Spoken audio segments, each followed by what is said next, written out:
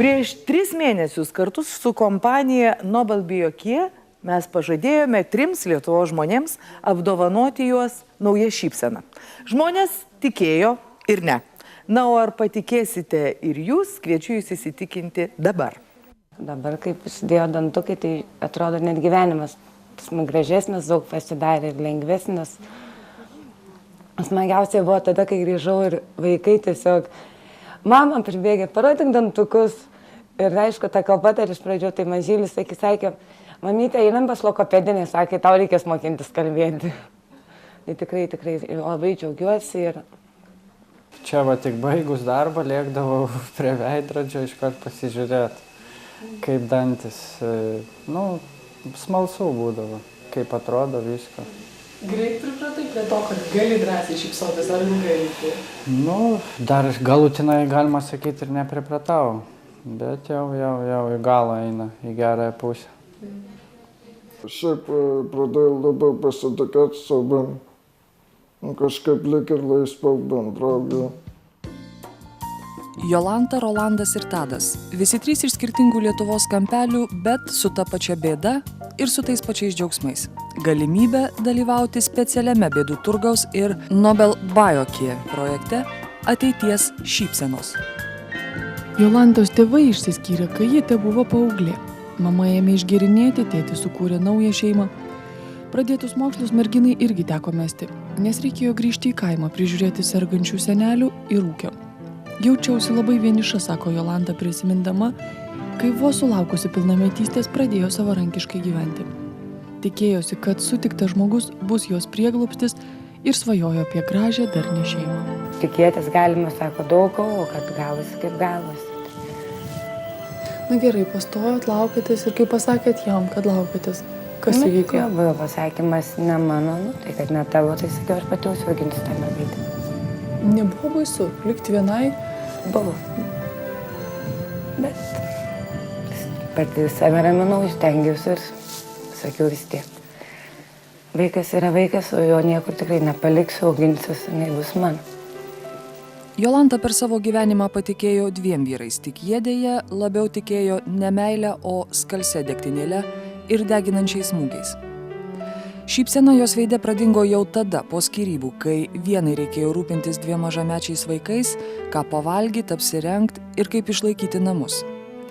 Pamiršusi save po 2 gimdymų, Jolanta, sulaukusi vos 33, net nespėjo pastebėti, kad šypsenai nebeužtenka ir dantų. Po mažylio gimdymo tai iš visą pradėjo. Pirmoji priekinis nulūžo pusę dantuko. Viskiau jau gesti, vat ir atėjo, kai pradėjo grindai skaudėti, tai įsitraukinėjau tada. Nes nebuvo iš ko gydyti? Nebuvo iš ko gydyti, o gydymas vis tiek kainuoja. Skolintis nelabai kas paskolins tokios sumos, kad vieniša mama su 2 vaikais, kad taip sunkiai verčiantis, kad kada nors gali atiduoti. Ir nelabai yra tokių, kad galėtų. Dar galvojau, kad įsitraukinėjus gal plokštelę dėtis, bet ir ant tos man. O kiek maždaug kainuoja plokštelė?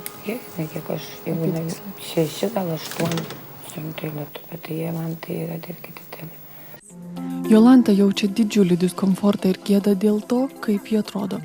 Vaikai tyliai prisipažįsta, kad ir jiems tenka išgirsti kandžių replikų dėl mamos išvaizdos. Ir darbe, kur apšti moteris neturi iš ko rinktis, dėkinga jau vien už tai, kad jos dar neatleido. Galėtų ir stovėti ir linijoje dirbti, yra gabi, sugeba tą darbą, bet kadangi atėjęs pirkėjas, kai šypsena negali parodyti, to jį parodys, tai yra žmonių, kuriem yra nemalonu žiūrėti tokį žmogų. Čia niekam neįdomu, kaip yra, kodėl yra tai, bet yra viskas. Ir negali jinai to darbo dirbti, negali tik tais salės darbuotojai, kur mažai su žmonėmis reikia bendrauti. Čia sakau, nėra jokių prošvaisčių, kad kažkur tai geresnė vieta pastatys, kur tikrai, jinai išvaizdos yra geros, gražios, tai eili moteris. Bet šypsenos negali rodyti. Vienintelė problema. Klaipėdoje Vaidentos odontologijos kabineto gydytoja odontologė Jolanta Leščiuvienė apžiūrėjusi pacientę net nesudvejojo, kad jauna moteris tikrai verta šypsenų projekto. Ir štai rezultatai. Su Jolanta susitikau pirmą kartą prieš 3 mėnesius ir jai atvykus labai nustebau, kad tokia jauna moteris viršuje neturi nei vieno danties. Ir labai buvo atvejis toks sudėtingas spręsti, ką mes galim tau padėti, kuo padėti. Misija neįmanoma. Jo, misija neįmanoma. Tai ką? Bet puikiai galimybė mums buvo, kad galėjom panaudoti patvirtintą Nobel Bauke metodiką All on 4, reiškia visi dantis ant 4 implantų ir Jolanta įsirėgėm 4 implantus ir pritvirtinam visus viršutinius dantis. Viskas vyko pagal pasiruoštą scenarijų, tikrai ypatingų nukrypimų nebuvo, kad padarėm greitai, viską per vieną dieną, užtrukom porą valandų turbūt, porą valandų ir išleidom Jolantą su nauja šypsena. Va, ir ypatingai išmokinom priežiūros ir va dabar iš tikrųjų matau tik 3 kartą šią. Viskas puiku. Ypač kai palyginom nuotraukas, kokia atvažiavo ir kokia išvažiavo, tai skirtumas labai didelis, labai. Visai kita moteris. Žiūriu, šukuoseną pakeitė, visą graži, švytinti atvažiuoja. Rolandas iš pradžių labai bijojo šypsotis. Ir ne tik praeiviams, bet ir gydytojui pradinių apžiūrų metu. Tačiau šiltas Simono Bankausko dantų klinikos specialistų santykis į jauną žmogų sušildė ir jį patį. Iš pradžių jis labai pergyveno, nežinojo, kas jo laukia.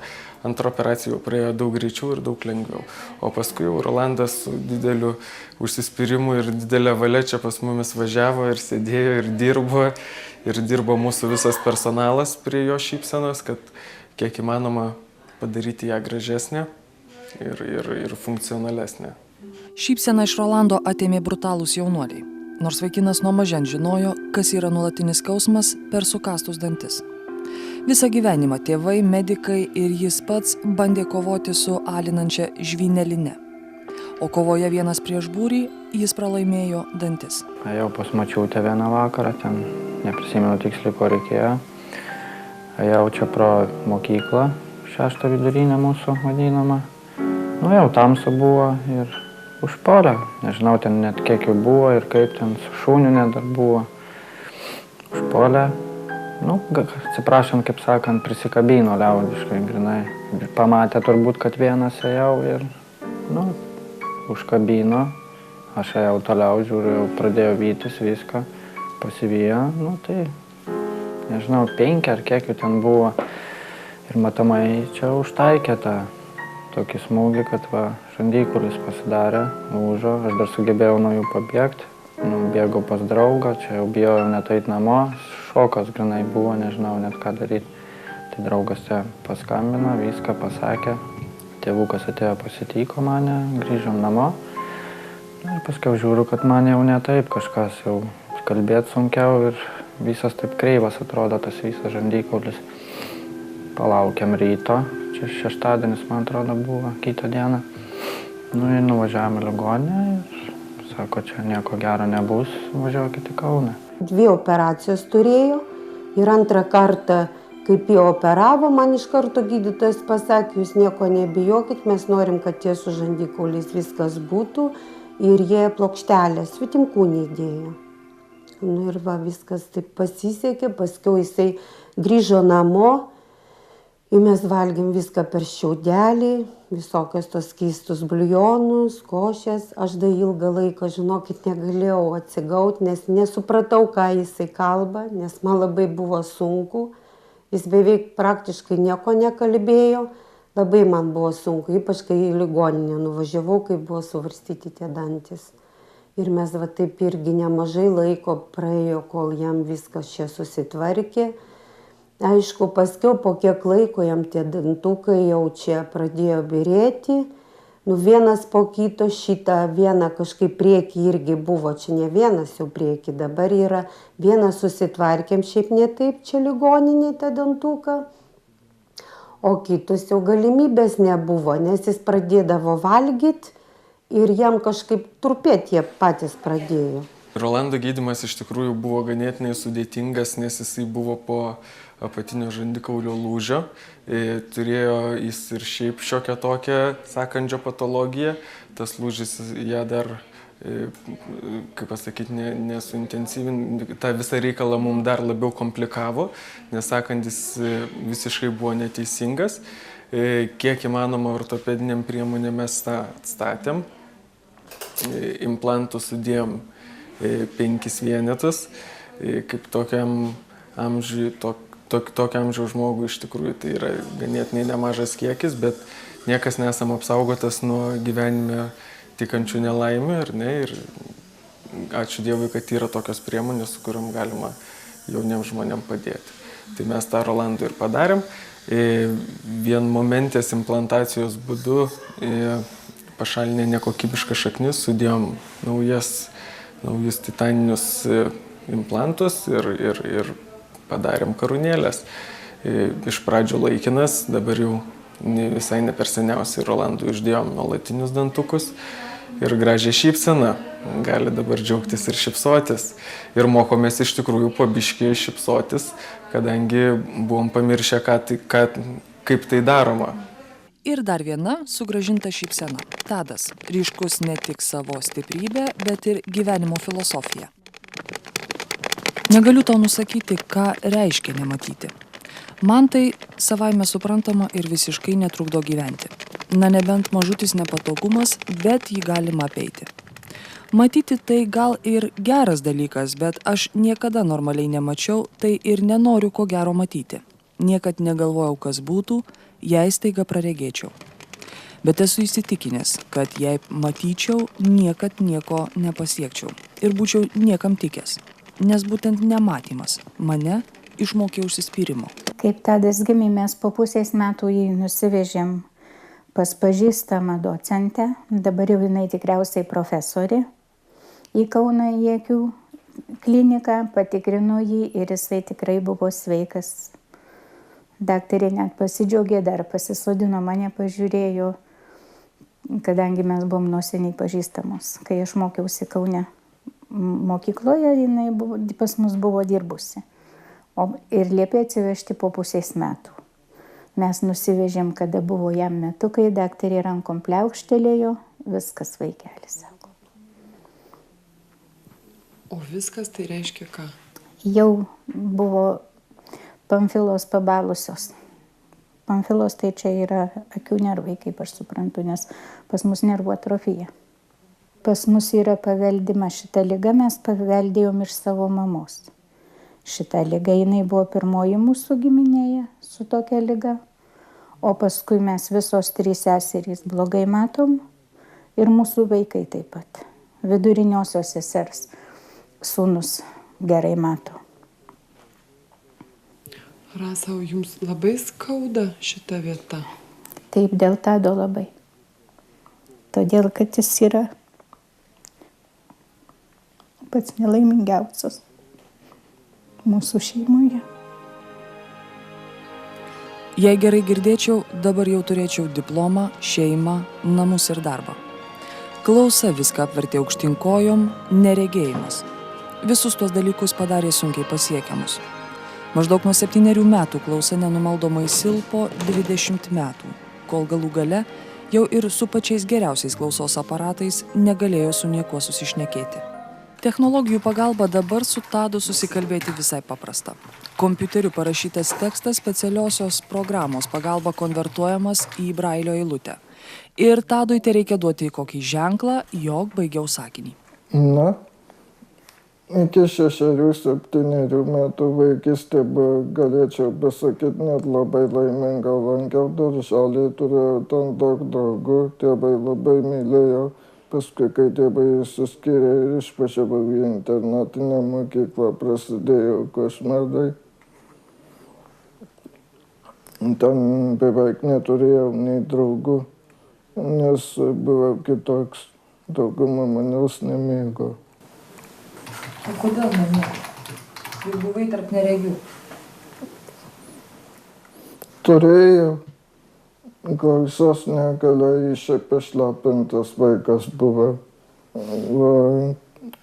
Tokiose aklųjų mokyklose, jeigu turi kokią nors kitokią negalią, tai kiti į tave žiūri labai kreivai, tiesiog nepriima. Žinau, kad perskaitai beveik visas brailio raštų parašytas knygas. Na, ne visas, bet nemažai perskaičiau. daugiausiai mėgau klasiką, labai mėgstu modernistus ir postmodernistus. Poezijos irgi nedaug skaičiau. Labiausiai patiko kokio 19 amžiaus ar 20 amžiaus pradžios grožinė literatūra. Labai mėgau Gidomą Besoną, dar mėgau Šekspyrą, Tomą Dreizerį ir panašiai. Na, mano svajonės gana realios, siekiu normalaus, pilnaverčio gyvenimo, noriu dirbti, kurti šeimą, turėti namus, draugų. Vienu žodžiu, gyventi kaip visi žmonės. Gal kitiem tai lengva atrodo, bet man tai didelis siekis. Po 3 mėnesių darbo Tado rezultatais džiaugiasi ne tik jis, bet ir visa Broniaus Sidaravičiaus klinikos komanda. Aš patenkintas rezultatu labai, iš tikrųjų, nes, tais atvejais, kai tu iš pradžių galvoji, kad tai bus sudėtinga ir bendravimo, ir iš tikrųjų ir būklė buvo palyginus pakankamai, stipriai apleista, tai tais atvejais rezultatų visą laiką džiaugiasi labiau negu lengvais atvejais, tai be abejo, jokio abejonių nėra. Man svarbiausia, kad Tadas džiaugiasi, iš Tado gauni atgal tą energiją, kurios nori. Jisai nepamiršta pasakyti ačiū ir jo veide matosi dėkingumas, ko kartais mums trūksta, iš tikrųjų, tą pajaust. Žodžiu, su juo viskas yra labai gerai. Va, aš tik galvoju, kad būtinai turim paminėti komandą, kuri dirbo, tai nebuvo aš vienas.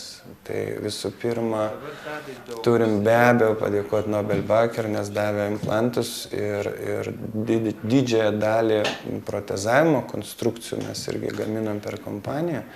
Visą tai Tadas gavo visiškai nemokamai. Padovanot protezus pagaminti sutiko Gintaras Pangelis, dantų technologas. Irgi jam didelis ačiū, nes tai irgi didelė dalis išlaidų, sakykim, taip galimų.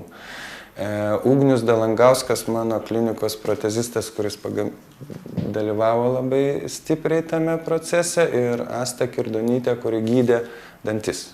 Tai čia dirbo visa komanda. Va, ir turim gražų rezultatą. Visų šių žmonių šypsenų samata siekia 120 000 litų, o jų džiaugsmas su begalybės ženklu. Buvo keista, taip jau vidų ir pasižiūri, atrodo, ne tas žmogus žiūri. Gerai pripratot, ar vis dažnai užmesdavo tą? Užmesdavau, bet buvo sunkiai iš pradžių, kad kalba, bet nieko. Ar valgyti taip įdomiai, pats argi po trupučiuką, nes jau vis tiek yra ir su ko kramtyti ir viską taip jau. Nu dabar va, jau kaip viskas jau baigėsi, jau tikisi. Nes čia nerealus iš tikrųjų projektas. Per tokį, galima sakyti, trumpą laiką, taip viskas greit išsprendė. Tikrai padėkoti norėčiau visiems čia. Kažkiek laimingesnis. Padovanotiems dantų implantams suteikta viso gyvenimo garantija. Belieka tikėtis, kad nuo šiol šių 3 žmonių gyvenimo sėkmės ir džiaugsmo garantas bus šypsena.